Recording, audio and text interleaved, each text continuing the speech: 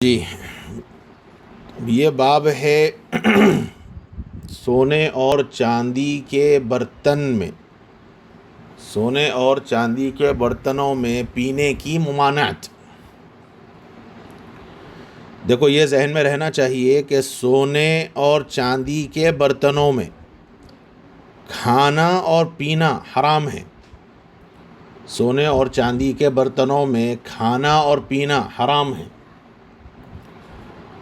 اور یہ ممانعت ہر مکلف کے لیے ہے۔ یہ ممانعت ہر مکلف کے لیے ہے، چاہے وہ مرد ہو یا عورت ہو، چاہے وہ مرد ہو یا عورت ہو۔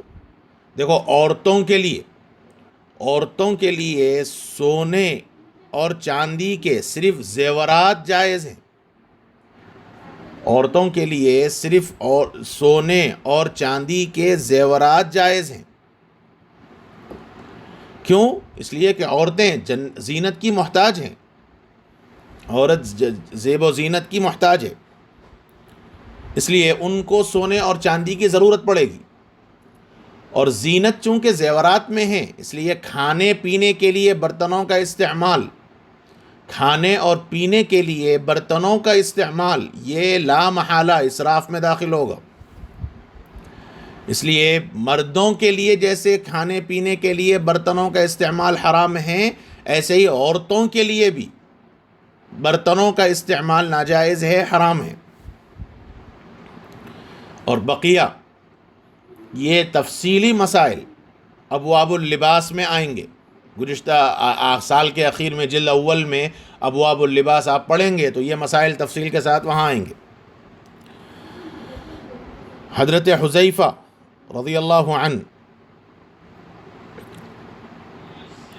دیکھو یہ دور فاروقی میں اور دور عثمانی میں، حضرت عمر فاروق رضی اللہ عنہ کے زمانے میں اور حضرت عثمان رضی اللہ عنہ کے زمانے میں یہ ملک مدائن کے گورنر رہے ہیں۔ یہ جو مدائن ہیں، یہ مدائن دجلہ کے کنارے، یہ مدائن دجلہ کے کنارے ایک بڑا شہر ہے۔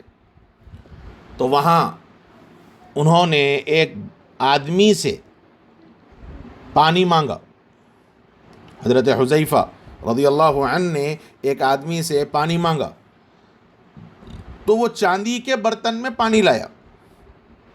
یہ استسقاء کا یہ مطلب ہے کہ انہوں نے پانی طلب کیا، تو ایک انسان چاندی کے برتن میں پانی لے کر آیا تو حضرت حذیفہ رضی اللہ عنہ نے اس کو غصے سے پھینک دیا۔ اور دیکھو، بعض روایات میں لفظ آیا ہے رما بہی فی وجہی، حضرت حذیفہ رضی اللہ عنہ نے اس برتن کو اس آدمی کے منہ پہ دے مار دیا۔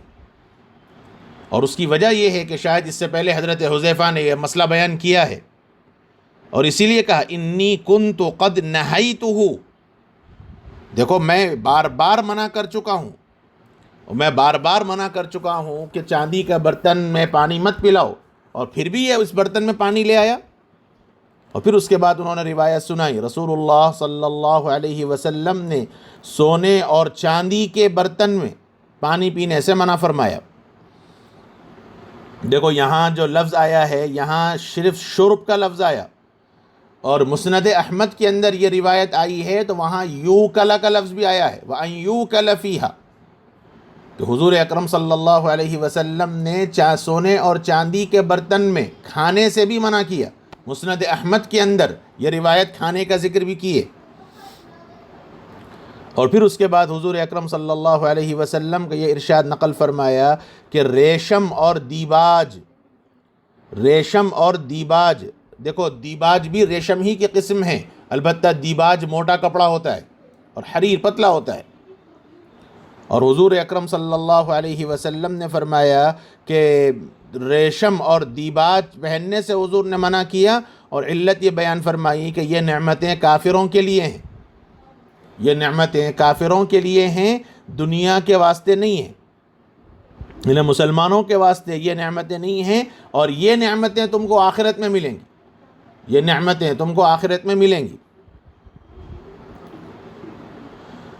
دیکھو یہ جو لفظ آیا ہے روایت کے اندر، میں نے بتلایا کہ حضرت حذیفہ نے بار بار اس خادم کو منع کیا تھا، اس کے باوجود اس نے وہ پانی لایا، تبھی حضرت حذیفہ کو غصہ آیا۔ معلوم ہوا کہ خلاف شرع کوئی چیز پیش آئے تو خلاف شرع پیش آئے تو اس پر غصے کا اظہار کرنا چاہیے۔ خلاف شرع چیزوں پر مصلحتاً خاموشی یہ مناسب نہیں ہے، اور ایک عالم دین کی شان کے تو بالکل خلاف ہے۔ خلاف شرع جو چیزیں ہیں تو ایسی چیزوں میں اولاً تو شرکت ہی نہیں کرنی چاہیے۔ جیسے شادی بیاہ ہو رہا، رشتہ داروں کی شادی ہو رہی، باجا بج رہا، اب تم عالم دین ہے وہاں بیٹھے ہو تو یہاں تمہارا بیٹھنا ہی حرام ہے۔ اولاً تو منع کرنا چاہیے کہ بھئی یہ کام نہیں ہونا چاہیے، اور اگر وہ نہیں سنتے ہیں تو کم سے کم تم وہاں شریک نہ ہو، ورنہ یہ ایک عالم کی شان کے خلاف ہے کہ غیر شرعی امر بھی ہو رہا ہو اور وہاں وہ موجود ہو۔ یہ ایک عالم کی شان کے خلاف ہے، اور پھر اس کے اوپر سے اسے غصہ بھی نہ آئے تو یہ تو اور بدتمیزی کی بات ہے۔ اس لیے ذہن میں رکھو کہ ایسی جگہوں پہ شرکت کرنا ہی جائز نہیں ہے، چاہے اب تمہارے اپنے خاندان کی شادی کیوں نہ ہو، اپنے خاندان ہی کی شادی کیوں نہ ہو، ایسی جگہوں پر شرکت ہی جائز نہیں ہے تمہارے واسطے۔ اور دیکھو یہ جو بات حدیث کے اندر بیان کی گئی ہے کہ یہ نعمتیں کفار کے لیے دنیا میں ہیں، تو اس کا مقصد کافروں کے لیے، کافروں کے واسطے ان نعمتوں کا بیان جواز نہیں ہے، بلکہ مؤمنین کے لیے حرمت کی وجہ کو بیان کرنا ہے۔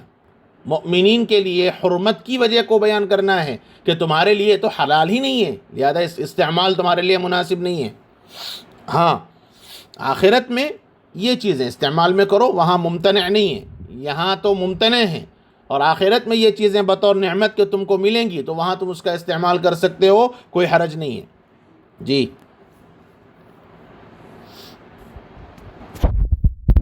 قال حدثنا بندار قال حدثنا محمد بن جعفر قال حدثنا شعبة عن الحكم قال سمعت ابن أبي ليلى يحدث أن حذيفة رضي الله تعالى عنهم استسقى فأتاه إنسان بآن من فضة فرماه به وقال إني كنت قد نهيته فأبى أن ينتهي إن رسول الله صلى الله عليه وسلم نهى عن الشرب في آنية الذهب والفضة ولبس الحرير والديباج وقال هي لهم في الدنيا ولكم في الآخرة. وفي الباب عن أم سلمة والبراء وعائشة رضي الله تعالى عنهم. هذا حديث صحيح حسن.